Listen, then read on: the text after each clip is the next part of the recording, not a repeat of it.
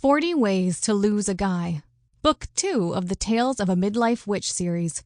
Written by Donna Mcdonald. Narrated by Jocelyn Duford. Copyright 2023 by Donna Mcdonald. Chapter 1. We chose a booth at the back of the bar, and I sat where I could watch for our visitor.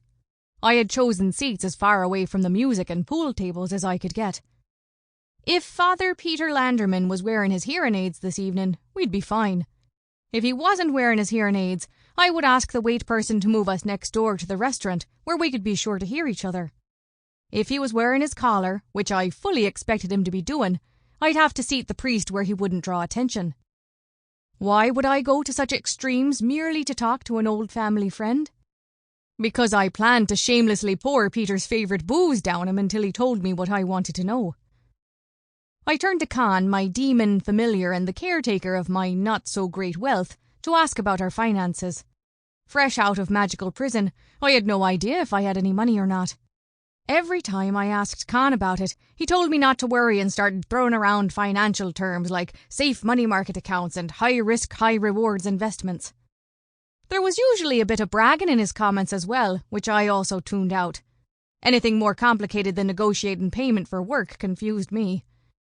I admit I took a more practical approach to my earnings. Either I had money to spend on something or I didn't. Tonight, I wanted to be sure I could spend it as freely as necessary. "Are we solvent enough to pay for top-shelf liquor tonight?" Conn grinned at me and chuckled at my question. "Yes, I cashed out one of our money market certificates. Renting the house for a year took most of what I converted, but I know you need the stability." It was good not to have to explain to Conn the reaction I'd had leaving the cottage for good. I hated the place the whole time I was there, but it was all I'd known for 7 long years. The house I'd shared with Jack was his house, and not mine. It wasn't stability I needed so much as it was to establish some other place as my sanctuary. This was why I jumped at the first house whose energy felt right. Conn hadn't offered a single argument against it. I think it mattered more to both of us that we were together again. Finding a new normal would be easier with a place to call home for a while. I smiled at him. I'll look for a normal-paying job after this is all over. My after-prison plan was to move home to Ireland, but that's not going to be possible for a while yet. "You just want to be far away from Jack." I considered it and then nodded. "True, but now I'm not sure one ocean between the two of us will be enough. How would you feel about not staying here in America?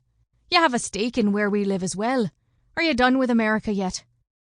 "I go where you go." Sample complete. Ready to continue?